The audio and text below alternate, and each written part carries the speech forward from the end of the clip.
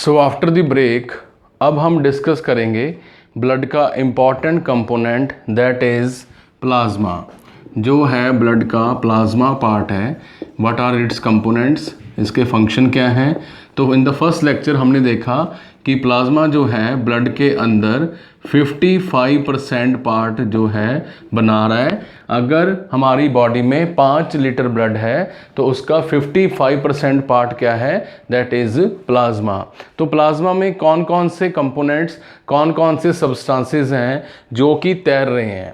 अगर हम एक बार फिर टेस्ट ट्यूब देखें तो 55% जो पार्ट है प्लाज्मा है, ठीक है, और यहाँ पे 55% पार्ट हमारा प्लाज्मा है। इसमें कौन कौन से सब्सटेंसेस सस्पेंडेड हैं।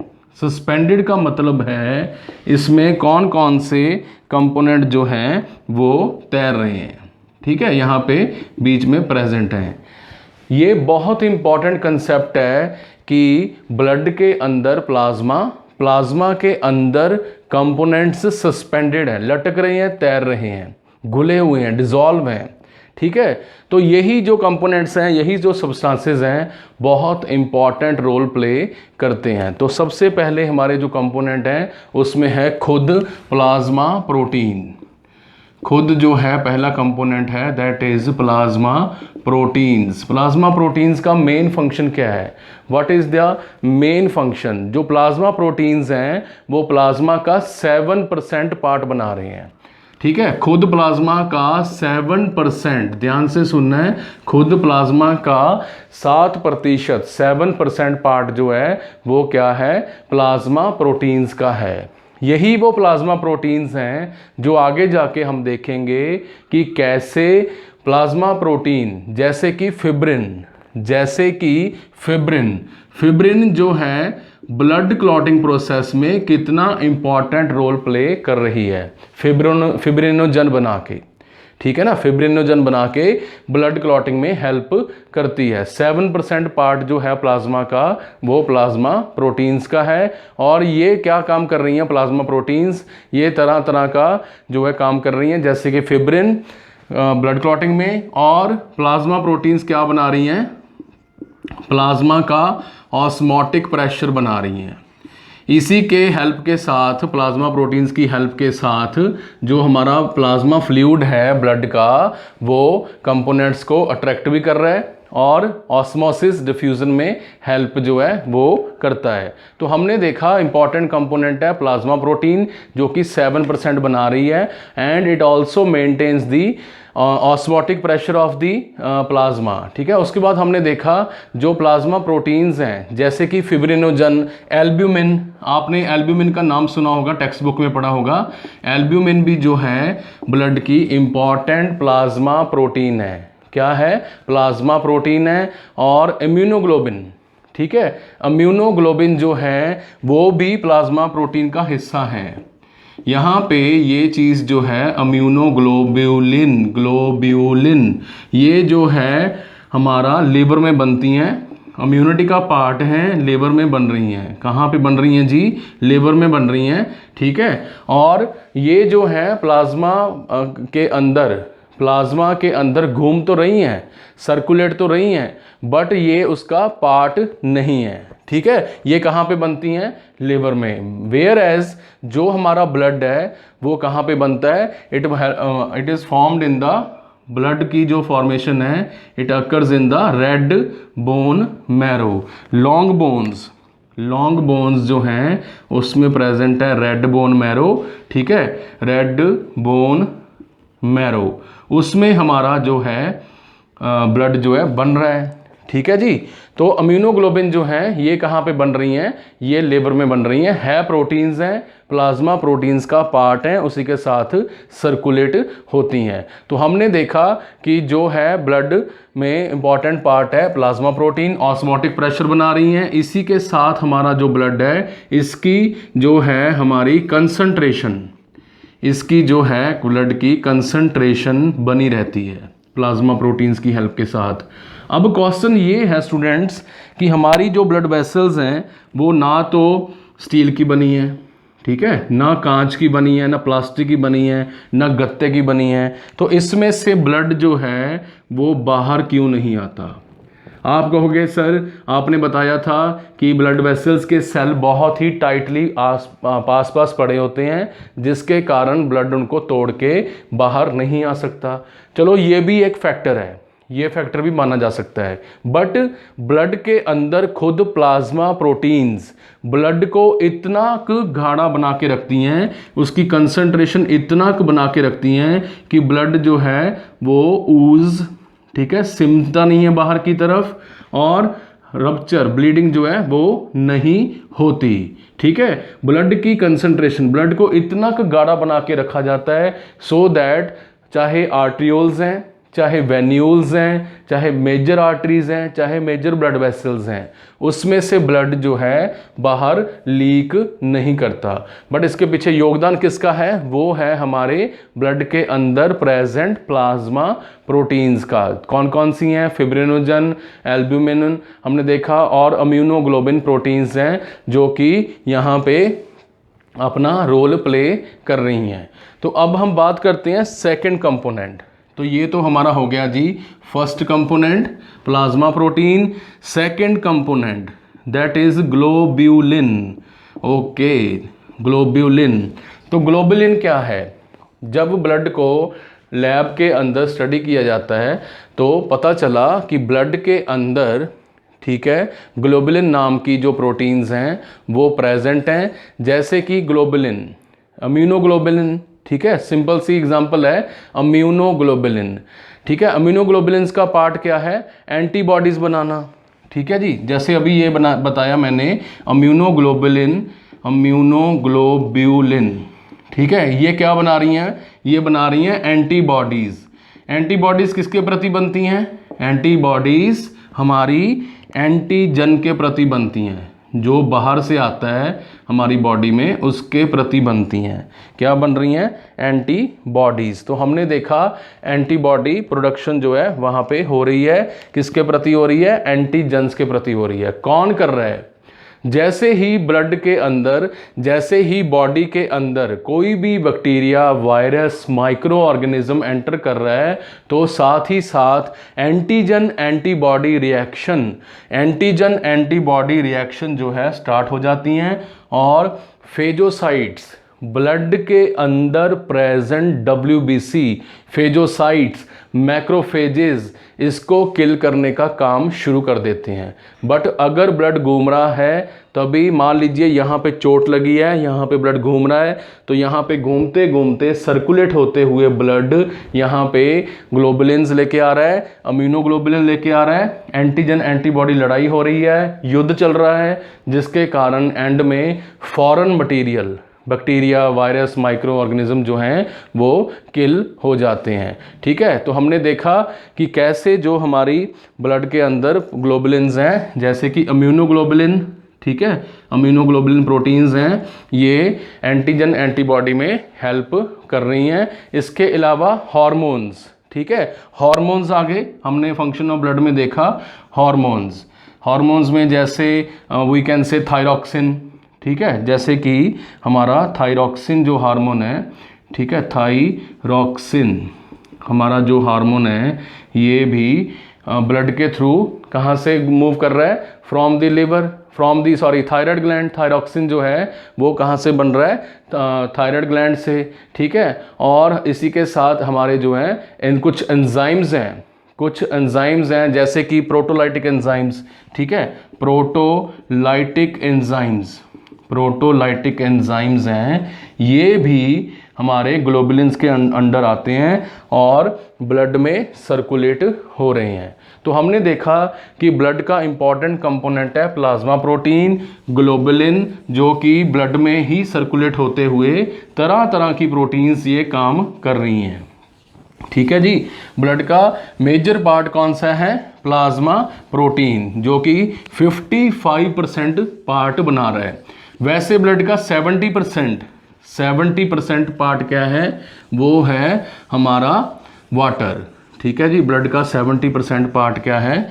वाटर। तो प्लाज्मा के अंदर हमने देखा कि प्लाज्मा प्रोटीन, ग्लोबुलिन। अब बात करते हैं प्लाज्मा के अंदर सस्पेंडेड, डिसॉल्व हुए घुले हुए और कंपोनेंट्स की। तो तीसरे नंबर पे आ रहा है हमारा सुपरस्टार, इसका नाम है, ये जो है सुपरस्टार हमारे किस में हेल्प करता है, ब्लड क्लॉटिंग फैक्टर्स। ठीक है जी, ब्लड क्लॉटिंग फैक्टर्स। तो कौन कौन से ब्लड क्लॉटिंग फैक्टर्स हैं, पूरे उनकी लिस्ट है, बट सबसे इंपॉर्टेंट ब्लड क्लॉटिंग फैक्टर्स में से एक है, वो है फिब्रिन। ठीक है, फिब्रिन जो है वो सीरम के अंदर प्रेजेंट है। फिब्रिन जो है ब्लड क्लॉटिंग में बहुत इंपॉर्टेंट रोल प्ले कर रही है। फिब्रिनजन बनाया जाता है in the presence of calcium and blood clotting factors जो हैं वो तरह तरह के हमारे यहाँ पे रोल प्ले करते हैं। तो हमने देखा ब्लड के प्लाज्मा के बीच में ये कंपोनेंट है ब्लड क्लॉटिंग फैक्टर्स। इसके बाद ब्लड के प्लाज्मा के अंदर प्रेजेंट हैं हमारे इलेक्ट्रोलाइट्स, लवण पदार्थ भी इनको बोला जाता है, इलेक्ट्रोलाइट्स, नमक भी बोलते हैं। अगर आपने पेशेंट को समझाना है तो आप जस्ट ये बोलोगे कि नमक की कमी हो गई, बट एक आम इंसान को, आम पेशेंट को, उसके फैमिली मेम्बर्स को क्या पता है कि sodium, potassium, chlorine, magnesium, calcium, ये चीज़ें क्या होती हैं, बाइकार्बोनेट्स वगैरह। बट आपको पता होना ज़रूरी है कि ब्लड का जो प्लाज्मा है उसमें इलेक्ट्रोलाइट्स प्रेजेंट होते हैं। ठीक है, ये क्यों इंपॉर्टेंट है, मैं इसके ऊपर इतना फोकस क्यों कर रहा हूँ। For example, in case of dehydration, in case of severe burn के मामले में एंड डिहाइड्रेशन के मामले में बॉडी में इलेक्ट्रोलाइट्स की कमी हो जाती है। क्योंकि हमारा इंट्रासेलुलर फ्लूइड, सेल्स में से जो फ्लूइड है वो कहाँ पे आ जाता है, बाहर की तरफ मूव कर जाता है। किस में मूव कर जाता है, ECF में। ठीक है जी, तो सेल्स के अंदर इलेक्ट्रोलाइट इम्बैलेंस जो है वो क्रिएट हो जाता है, जो कि बहुत ही सीरियस मैटर है। It is a question of life and death. Clear है जी। तो कौन कौन से इलेक्ट्रोलाइट्स हैं जो प्रेजेंट हैं, सबसे पहले जो है king of electrolytes, that is sodium, नमक, पोटाशियम, ठीक है, एंड कैल्शियम और आयरन। ये जो चार हमारे क्या बोलते हैं इनको, इलेक्ट्रोलाइट्स हैं, कैटायंस हैं, पॉजिटिवली चार्ज्ड हमारे पार्टिकल्स हैं, ये आपको पता होना बहुत ज़रूरी है। ब्लड के प्लाज्मा के अंदर sodium, potassium, calcium, iron, magnesium, ठीक है जी, जिंक और हमारी क्लोरीन, ठीक है, जो है प्रेजेंट है, आयोडीन प्रेजेंट है, क्लोरीन प्रेजेंट है। तो हमने देखा कई सारे जो हैं इलेक्ट्रोलाइट्स प्रेजेंट हैं। इसके अलावा एसिड बेस बैलेंस बनाने के लिए फॉस्फेट ग्रुप्स, ठीक है, क्या प्रेजेंट हैं, फॉस्फेट्स जो हैं वो प्रेजेंट हैं। ठीक है जी, फॉस्फेट्स जो हैं वो प्रेजेंट हैं। तो एसिड बेस बैलेंस बनाने के लिए, so that acidosis and alkalosis को प्रिवेंट किया जा सके, उसके लिए ब्लड के प्लाज्मा के अंदर प्रेजेंट हैं इलेक्ट्रोलाइट्स।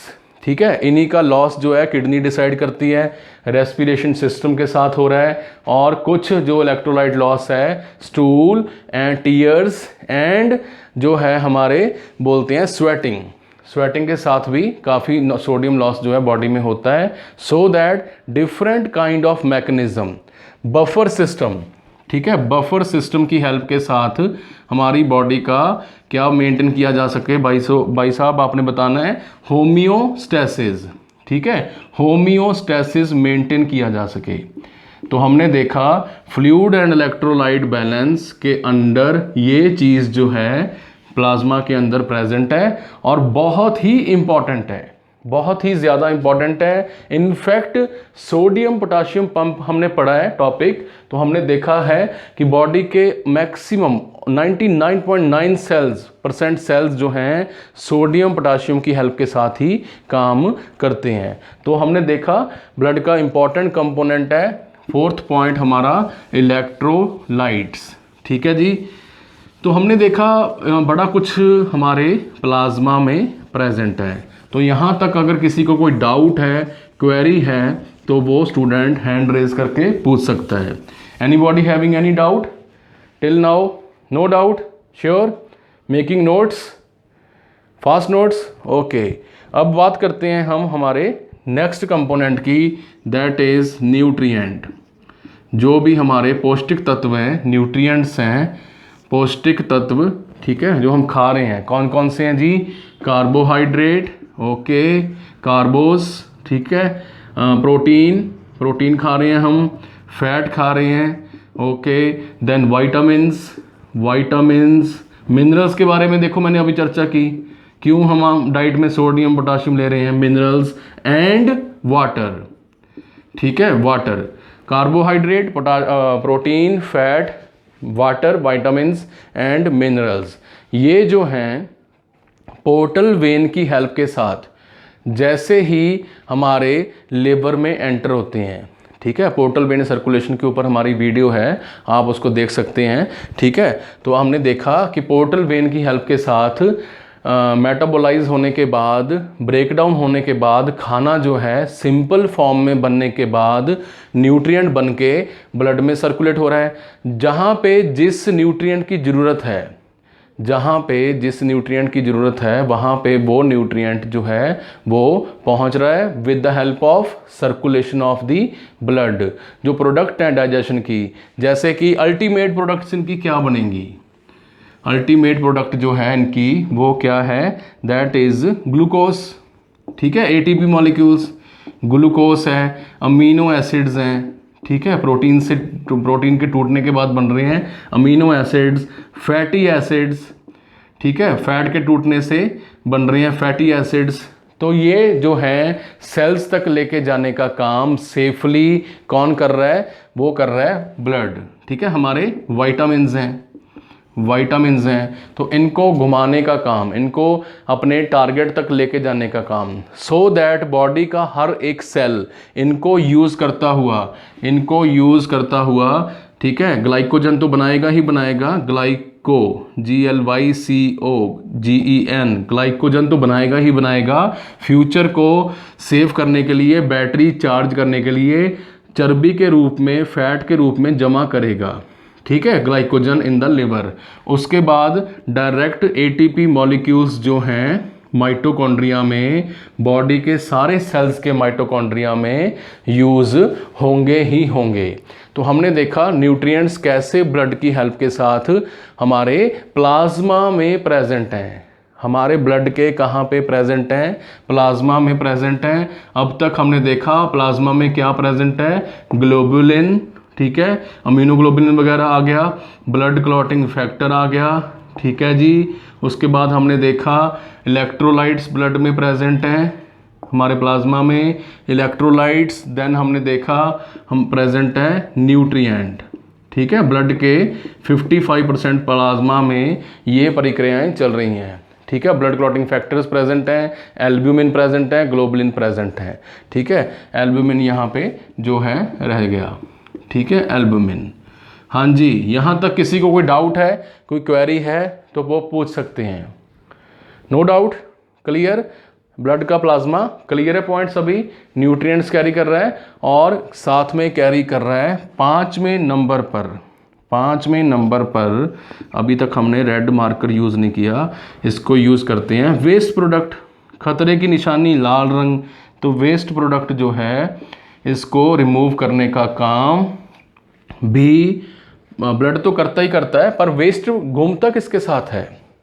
वेस्ट किसके साथ घूमता है? वेस्ट घूम रहा है in the plasma.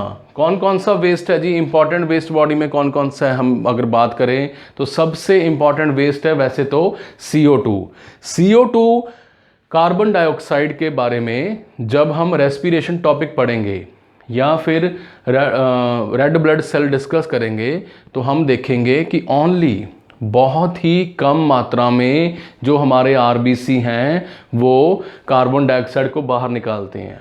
Carbon dioxide को RBC बहुत ही कम मात्रा में बाहर निकालते हैं, ठीक है। तो बाहर बड़ी मात्रा में कौन निकाल रहा है? बाइकार्बोनेट्स जो हैं उसकी गाड़ी में बैठ के हमारा जो CO2 है बॉडी का वो बाहर निकलता है लंग्स के थ्रू, ठीक है, बहुत ही इंपॉर्टेंट बात है। बट एक एवरेज स्टूडेंट को जो है ये नॉलेज होती है कि RBC remove CO2, but majority of the major part of the CO2 हमारे प्लाज्मा के अंदर प्रेजेंट है। बाइकार्बोनेट्स HCO3 ये इनको रिमूव करते हैं, ठीक है जी, CO2 को। इसके अलावा बॉडी में दूसरे वेस्ट हैं जैसे कि यूरिया, ओके, यूरिया, ठीक है, यूरिक एसिड एंड क्रेटेनिन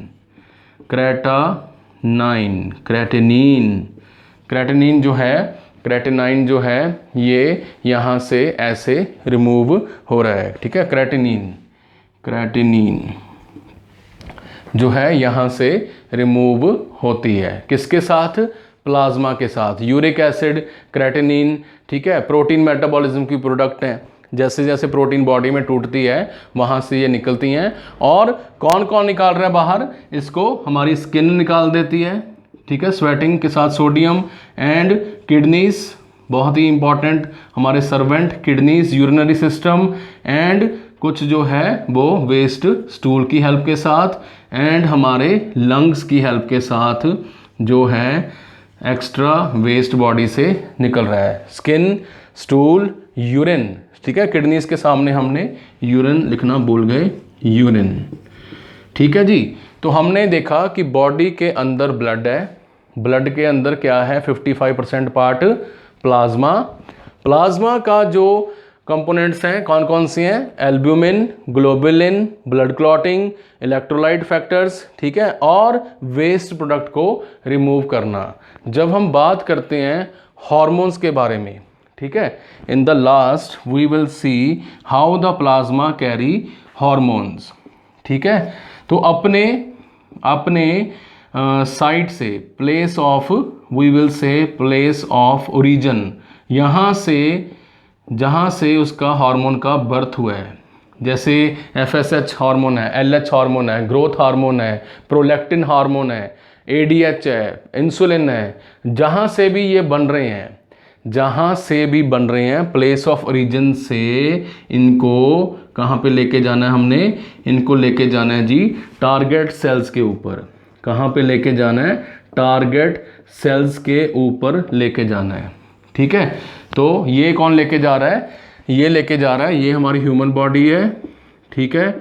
तो यहाँ पे प्रेजेंट है थायराइड ग्लैंड, थायराइड ग्लैंड से घूमता हुआ ब्लड, हार्ट यहाँ पे पड़ा है, तो घूमता हुआ ब्लड पूरी बॉडी में थायराइड ग्लैंड के जो हार्मोन्स हैं वो सर्कुलेट कर रहा है। इसी तरह यहाँ पे पिट्यूटरी ग्लैंड पड़ा है, उसके हार्मोन्स घूमता हुआ ब्लड जिगजैग बना रहा हूँ पूरी बॉडी में जो है क्या कर रहा है? सर्कुलेट कर रहा है।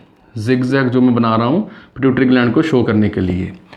तो हमने देखा कि ब्लड का प्लाज्मा वाकई ही बहुत सारे काम कर रहा है, सो आज की डेट में medical science advancement, medical science की काफ़ी टेक्नोलॉजिकल एडवांसमेंट के कारण ब्लड के जैसे ही कोई पर्सन ब्लड डोनेट करके आता है, ठीक है, आप में से किया है कि कभी किसी ने ब्लड डोनेट? No, okay. तो जैसे ही ब्लड डोनेट करके आता है तो हमारा जो है ब्लड बैग उसको 4 कंपोनेंट्स में डिवाइड कर लिया जाता है, ठीक है। 4 कंपोनेंट्स में डिवाइड साइंस आज की डेट में कर लेती है। उसमें एक कंपोनेंट है हमारा प्लाज्मा को अलग कर लेती है, ठीक है। देन RBC, ठीक है, प्लेटलेट्स चाहिए, जैसे कि डेंगू का मरीज़ है, प्लेटलेट्स, एंड हमारा WBC, प्लेटलेट एंड WBC। अगर किसी की इम्यूनिटी वीक है तो उन सेल्स को अलग दे दिया जाता है, ठीक है। तो आप हॉस्पिटल सेटिंग में एक वर्ड सुनोगे, वो है क्लिनिकल सेटिंग में, that is fresh frozen plasma, ठीक है। जिस व्यक्ति में, जिस पेशेंट में प्लाज्मा की कमी है उसको FFP जो है एडमिनिस्टर किया जाता है, फ्रेश फ्रोजन प्लाज्मा, ठीक है, लगाया जाता है। जैसे कि बर्न पेशेंट है, डिहाइड्रेशन है सीवियर, तो उसमें प्लाज्मा की कमी के कारण ये वाले जो सिस्टम है वो ऑब्वियस हैं, डिस्टर्ब होते हैं, ठीक है, ऑब्वियस हैं जो इसमें डिस्टर्ब जो है होते हैं। और इसी तरह हमने देखा कि प्लाज्मा गैस एक्सचेंज में भी हेल्प कर रहा है, बाइकार्बोनेट आयंस, ठीक है, एंड ऑक्सीजन कैरी करने में भी कुछ हद तक जो है हमारा प्लाज्मा पार्ट जो है डिसॉल्व करता है अपने ऑक्सीजन मॉलिक्यूल्स को, और उसको भी सर्कुलेट करने का काम कर रहा है। लास्ट में है गैस एक्सचेंज, ठीक है, लिटिल बिट रोल है बट बहुत ही ज़्यादा इंपॉर्टेंट रोल है गैस एक्सचेंज में CO2 को रिमूव करने का, ठीक है, CO2 को रिमूव करने का। यहाँ तक किसी को कोई डाउट है, कोई क्वेरी है, any question, if you want two plus और माइनस एनीथिंग? हाँ जी, कोई डाउट है? Okay, writing down, making notes, okay, very good. So this was all about the plasma part of the blood. In the next video, in the next lecture, we will discuss about the cellular content of the blood. Next video में हम blood के cells के बारे में detail में चर्चा करेंगे. Okay, good. Class dismiss.